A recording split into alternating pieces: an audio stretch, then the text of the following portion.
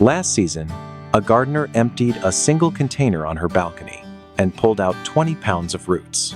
Not from a farm, not from a raised bed, from one pot on a balcony. Meanwhile, most gardeners keep buying the same vegetables every week, while empty containers sit on the patio doing nothing. That stops today, because while everyone thinks container gardening means cherry tomatoes and lettuce, there is a different category of crops most gardeners never try. Crops that hide their harvest until the very last moment of the season, and then reveal it all at once. Number 3 on this list sends its flowers down into the soil after pollination, where the pods quietly develop underground, a survival mechanism so unusual that botanists gave it its own name. And number 1 produces 10 to 20 pounds of sweet, crunchy roots from a single container, rich in prebiotic fiber, with a far lower glycemic impact than ordinary sugary roots. Not from a farm, from one pot that you already have. 7 crops, 1 container each. Harvests that will completely change how you think about what a single pot is capable of. Whether you have a large patio, a small balcony, or just a corner of outdoor space, this list was built for exactly that space. Let's begin. Before we get into the list, drop your USDA zone in the comments right now. Several of these 7 crops have hard climate limits, and I want to make sure you plant the right ones for where you actually live. Zone 4, Zone 7, Zone 9, wherever you are, put it below. I read every single one. Plant number 7, horseradish. In open ground, this plant does not grow. It invades. Fresh horseradish at specialty stores costs $6 to $8 for a small piece that dries out within days. 1 container plant produces thick, fiery roots every single autumn and replants itself forever from a 2-inch piece left in the soil. In open ground, horseradish spreads relentlessly through underground runners and takes over entire garden sections within 2 seasons. Roots invade neighboring beds, spread under pathways, and become nearly impossible to remove. A container does not weaken this plant. It controls it, channeling that aggressive energy downward into one massive harvestable taproot instead of spreading everywhere. 10 to 15 gallon half barrel, deep loose soil, consistently damp during peak summer heat, 140 to 160 days underground. Then dig in late autumn right after the first frost concentrates the fiery flavor. Now here is the containment trap. Most gardeners plant horseradish directly in the ground, thinking more space means bigger roots. It does not. It means 2 seasons of watching roots invade everything around it. A container is not a compromise. It is one of the safest and cleanest ways to grow this plant without losing your entire garden. Grate fresh over roasted meats, blend into cocktail sauce, or use as a wasabi substitute that no jar version can match. What most people never hear is this: an intact horseradish root has absolutely no smell and no spice. According to the Journal of Agricultural and Food Chemistry, the legendary heat only exists through a violent chemical reaction between glucosinolates and myrosinase, triggered the exact moment the cells are crushed and exposed to oxygen. After harvest, drop a 2-inch piece back into the soil, and it regrows next spring without fail. 1 planting, infinite seasons. Plant number 6, water spinach. This plant breaks every rule of container gardening, and that is exactly why it works.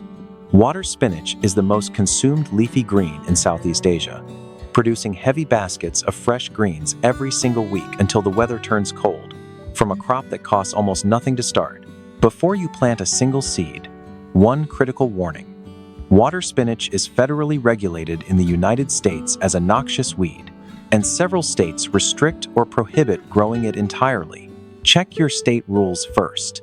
Never transport it across state lines, and never release it into any waterway. Where it is legal, grow it only as a fully contained tub crop. Water spinach naturally grows in swamps and slow-moving rivers. Garden beds with drainage kill it. A large, sealed plastic tub filled with heavy potting mix and water, essentially creating pure mud, is exactly what this plant wants. No drainage holes. Liquid nitrogen fertilizer every 2 weeks. First, massive cut in 3 to 4 weeks. Then repeat every 10 to 14 days throughout summer. Now here is the drainage trap. Most gardeners add drainage holes out of habit. Water spinach in a draining container struggles immediately. Roots cannot access the consistent moisture this semi-aquatic plant demands. Seal the container completely, and the plant transforms from struggling to explosive within days. Flash fry the hollow stems with crushed garlic and oyster sauce, the signature preparation across Asia that retains incredible crunch, rich in iron, calcium, and vitamin A. The reason this plant is regulated tells you everything about how productive it really is. Water spinach grows up to 4 inches in a single day under ideal conditions, which is why USDA APHIS regulates it as a noxious weed that can completely choke out wild rivers. A sealed container is not a limitation. Where legal, it is the responsible way to grow one of the most productive greens on the planet. Plant number 5, Lovage. You will almost never see this herb fresh in an American grocery store, and most gardeners have never tasted how powerful it really is. One container plant produces an endless supply of intensely aromatic stems from early spring through late autumn frost, year after year, from a single planting. In garden beds, Lovage reaches 5 to 6 feet tall, with an enormous deep root system that competes aggressively with surrounding plants. A 10 to 15 gallon container anchors the roots, controls the footprint entirely, and focuses all production into harvestable stems. 10 to 15 gallon minimum. A lightweight pot will not hold this plant upright in wind. Rich loamy soil, compost mixed in before planting. First harvest in 4 to 6 weeks. Relentless producer every single year after that. Now here is the size trap. Most gardeners try Lovage in a standard 5-gallon pot. The root system maxes out within weeks. Growth slows dramatically, and the plant never reaches productive size. 10 to 15 gallons is not generous. It is the starting point. The flavor is celery amplified 3 times rich, savory, deeply aromatic. One hollow stem transforms a bland potato soup or hearty winter stew into something completely different. Lovage carries a long history across Greece and Rome, where it was valued as both food and medicine. The hollow stems are sturdy and aromatic enough that gardeners still use them as natural drinking straws, infusing water or a summer drink with that deep celery aroma. Every time you cut Lovage back, it responds by pushing out lush, tender new growth from the base. The more aggressively you harvest, the more it produces. If these first 3 crops already changed what you think a container can do, hit that subscribe button right now. Every week on this channel, we share the unexpected crops, the hidden harvests, and the container strategies most gardeners never discover until it is too late in the season. It is free, and the next 4 crops on this list get even more surprising. Plant number 4, Taro. 1 container, 2 completely different harvests, 2 completely different timelines. Taro root costs $3 to $5 per pound at Asian grocery stores, but most gardeners have never tasted it fresh. One large container delivers edible stalks all summer above ground, while massive tubers build silently underground, both from the same pot. Taro demands constantly wet soil. In garden beds, moisture swings between rainfall and dry periods, stressing the plant and shrinking the underground harvest. A 15 to 20 gallon container inside a larger saucer, constantly filled with water, ensures the roots never dry out. 15 to 20 gallon tub, slow-release organic fertilizer at planting, top dress with compost mid-season. For gardeners in zones 4 through 6, pre-sprout crowns indoors under grow lights. 2 months before last frost. Taro needs 7 to 8 months, and cold climates cannot afford to lose those early weeks. Outer stalks harvestable after 8 weeks. Underground tubers ready after 7 to 8 months. Do not rush the tubers. Now, here is the raw taro trap. Every part of taro, the corms, the leaves, the stalks, and the petioles, contains calcium oxalate crystals. Raw, it causes immediate intense burning and throat irritation. It must always be cooked thoroughly before eating. Boil or roast it completely, and the tubers become creamy, nutty, and perfectly safe. Never eat any part of taro raw. Boiled or roasted, the tubers are dense in complex carbohydrates, dietary fiber, vitamin E, and potassium. What archaeologists discovered at Papua New Guinea's Cook Swamp puts this crop in a category of its own. UNESCO archaeological data confirms taro has been grown and consumed for over 10,000 years, making it one of the oldest cultivated crops in human history. Ancient Polynesian voyagers relied on it crossing the Pacific Ocean, a crop that sustained transoceanic civilizations for 10 millennia, grows perfectly in a 20-gallon container on your patio. Plant number 3, peanuts. Most Americans have never tasted a peanut harvested the same day. Fresh peanuts at farmers markets cost $8 to $12 per pound. One wide container on a balcony produces a genuine fresh harvest at the end of the season, a reveal moment unlike anything else in container gardening. Peanuts do not grow on roots. After the yellow flowers are pollinated, the plant sends down slender pegs that push into the soil, and the pods develop underground at the tip of each peg. This requires incredibly loose, sandy, light soil so the delicate pegs can penetrate easily. Garden beds with any compaction, rocks, or clay block peg penetration entirely. Wide shallow tub, 15-inch diameter minimum. Loose sandy potting mix, no heavy compacted compost. Keep slightly moist, never soggy. 100 to 130 frost-free days. Harvest when the green leaves begin to yellow in early autumn. Pull the entire plant and reveal the hidden harvest underneath. Now, here is the narrow pot trap. Most gardeners choose a deep container, assuming root crops need depth. Peanuts need width, not depth. A deep, narrow pot restricts the horizontal spreading of pegs and dramatically reduces yield. Wide and shallow is the correct configuration, the exact opposite of what most gardeners instinctively choose. Boil fresh peanuts immediately after harvest for a savory, creamy snack unlike anything from a bag, or grind into the freshest peanut butter you will ever taste. The biological truth about this plant surprises almost everyone who hears it. The peanut is not actually a nut. It is a legume, and that downward pegging behavior flowers above ground, pods maturing below it, is a rare process botanists call geocarpy, documented by the Botanical Society of America. Loose soil is not a preference. It is a biological requirement. Plant number 2, oca. This plant refuses to produce until the days get short enough. Most gardeners who try oca in early autumn dig up almost nothing and never understand why. In its native Andes mountains, it grows alongside potatoes and quinoa.